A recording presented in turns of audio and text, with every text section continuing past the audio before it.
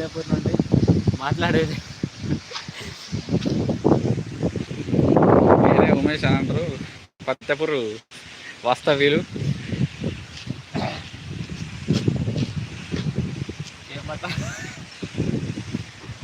మాట్లాడండి వాస్తవ్యులు గారు, ఏంటి మీ సమస్య ఏంటిది? యాక్చువల్గా ఇది ఫతేపూర్కి సంబంధించిన డ్యామ్.